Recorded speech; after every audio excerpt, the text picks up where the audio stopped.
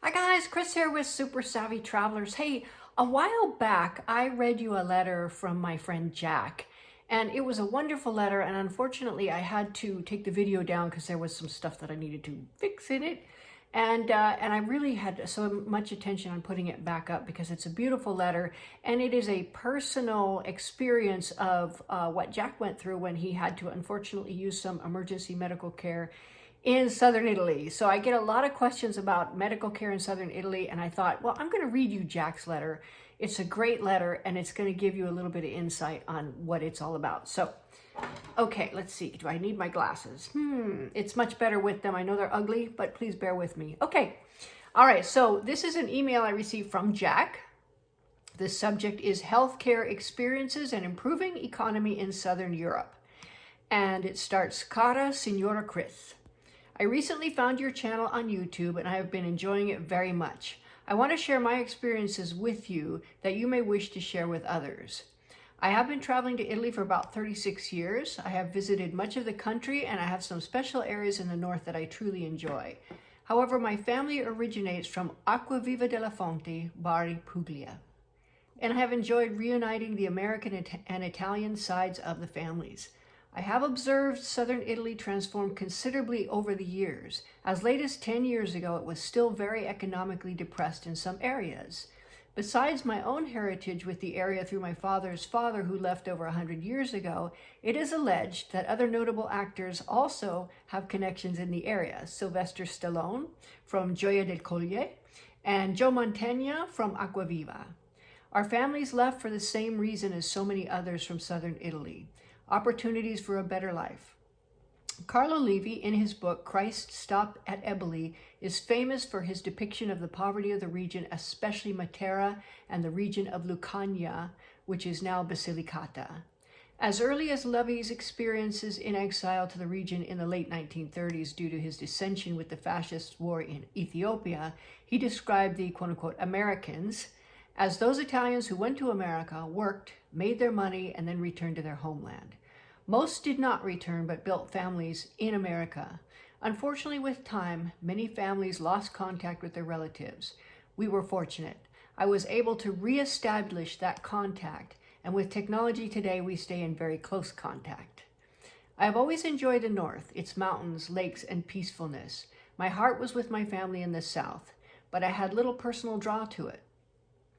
In the early days of my visits, I found it chaotic, hectic, and not very safe. Although on my last visit, July 2019, I found a totally different southern Italy. I saw evidence of a growing economy. Certainly, agriculture is still its forte. To digress, you should consider introducing an olive oil from Puglia. 40% of the Italian olive oil comes from this region. It also has one of the oldest olive trees in the world at an estimated 3,000 years old. You can find more in Gino's Italian Adventure on YouTube, and we love Gino's Italian Adventure, and we love Gino. Just to add a little something on that, we just did an interview with James at PJ Kabos, which is a Greek olive oil. It's fantastic olive oil, and he talked a lot about the trees, and it's just a lovely interview. So thank you, Jack, for that. All right, back on track, very much. Tourism is booming in the area, and rightfully so. The ancient towns have much to offer in history, uniqueness, and beauty. Some of them have their roots in the Magna Graecia, others being along the Roman Appian Way. Also, as you're aware, Matera was featured last year, and Polignano a Mare is so special. So is Alberobello, Lecce, and Ostuni. Even the large cities of Bari and Brindisi have gone through a renaissance. The large number of tourists that we saw in Polignano last year is evidence of the realization of the benefits to be had from tourism. It is now a quote-unquote found place, and not just for local Italians, but Europeans and slowly Americans. Sidebar, same with Calabria. Even the small city of Acquaviva della Fonte boasts several holiday rentals. The one we stayed in, Palace B&B, was very deserving of the 5-star reviews it received.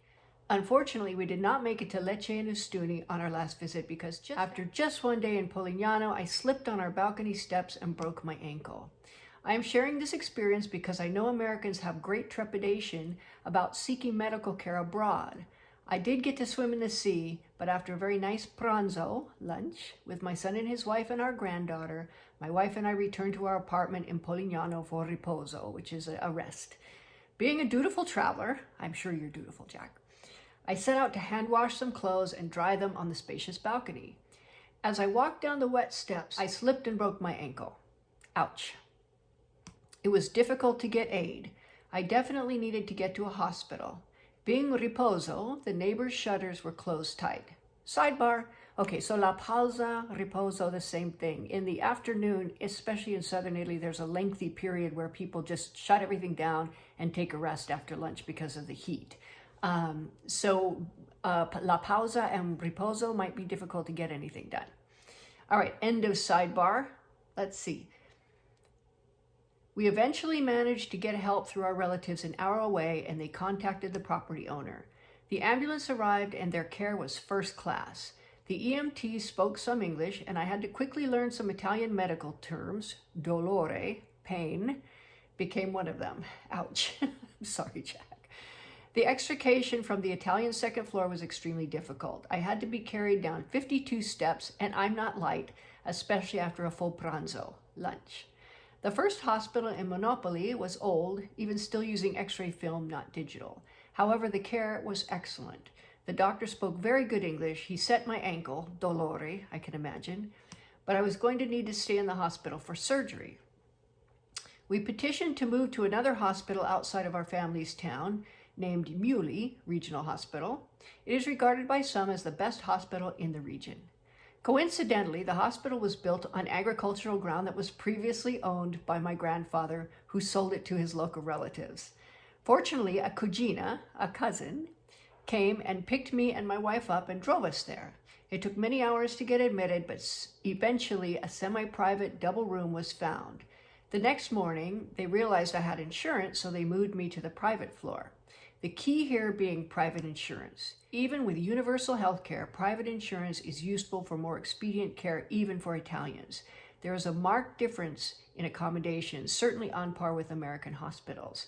The medical care was the same for both levels, but the private room, the ordering meals from a menu for the day, equally on a restaurant level, and the accommodating of my wife to include her ability to stay in the room and be served meals was first class. Good advice. My wife did not stay with me, though. She stayed with relatives. Her Italian is povera, poor. But thankfully, she has some fluency in German and was able to have a three-way translation conversation, German, Italian, English, was a nightly affair, I'm told. Also, Google Translator was very useful. This part of the adventure, the family, was the dolce, sweetness of the agrodolce experience. Truthfully, there were no sour parts of our adventure. The medical care and the professionalism of the doctors and nurses was superb. As I said to a priest who came to bless us before we left the hospital, this was not una malata cosa, ma una benedizione. It was not a bad thing, but a blessing. Especially the bonding with family. Regarding the medical care, the chief surgeon spoke perfect English. The other doctors and nurses taught me some medical terms, but they were also excited to practice their English. On the day of surgery, the dietitian came in and told me she would not be taking my meal order for the day. Yes, you select your meals in the private wing. This told me that I was finally, after 4 days, having my surgery. I had no apprehension. The doctors explained what was going to occur days before. However, about an hour after the dietitian left, the medical team and the hospital administrator came into the room. The surgeon explained my travel insurance would not guarantee my hospital costs. In the fine print of our policy, and I'm told this is common in most travel health insurance policies, treatment costs are reimbursable once you submit your claim. The surgeon explained that the cost for the surgery and hospitalization would be $10,000, with maybe a discount to $8,000. $10,000 for a surgery and hospital stay? That's crazy inexpensive. Anyway, I digress. In California, it would be way more. All right. By the way, here we go. By the way, my costs in the U.S. came to about $75,000. My choices were to pay up front, credit cards accepted, or travel home for the surgery. Once at home, the travel health insurance does not cover you. The surgeon saw that I was strongly considering getting the surgery. I should say that the chief surgeon and many of the other doctors and staff were somehow related to my family. A surprise, of course. He stopped me and said I should go home for the surgery. He was concerned that when I returned and submitted my claim, the insurance company would redline some of the costs and I would end up paying thousands out of my own pocket. I took his advice, but in retrospect, I should have had the surgery at Miulli Hospital. It would have made for a quicker recovery. Because of complications with my return trip, which are too numerous to mention, my surgery was delayed by 3 weeks upon my return. Oh, ow. I'm so sorry, Jack. The bottom line, medical care in Europe is excellent, even in remote southern Italy. Travel medical insurance is an absolute must, but even if you read the fine print, it will still be reimbursable, so make sure you have clear credit cards with you. Very, very good advice. I should end by saying the other reassuring part of this adventure was the great assistance given to me by Delta Airline. I'm sure other airlines would have been helpful, but my experience was exceptional with Delta. Ciao e buona fortuna con la tua avventura, Jack. It is ciao, goodbye, and good luck with your adventures. And he says, also, I look forward to following your YouTube channel. If anyone knows of a travel health insurance that pays on demand rather than reimbursing, I would find it very helpful. I intend to have some longer stays in Europe in the future, especially southern Italy. Yes, so if anybody does have any lines on good travel insurance that doesn't work that way, that will actually cover you right out the gate, that would be wonderful. I don't know if it exists, but if it does, I know you guys will find it. So anyway, thank you, Jack. I love this story. I read it a lot, actually, because it's just so beautifully written, and it makes me miss Italy so much, and I can't wait to meet you, hopefully someday very soon, in either Puglia or Calabria or gosh, anywhere in Italy. So I hope you guys enjoyed Jack's adventure. Please feel free to write in the comments, subscribe, and like the video, and we'll see you very soon. Bye.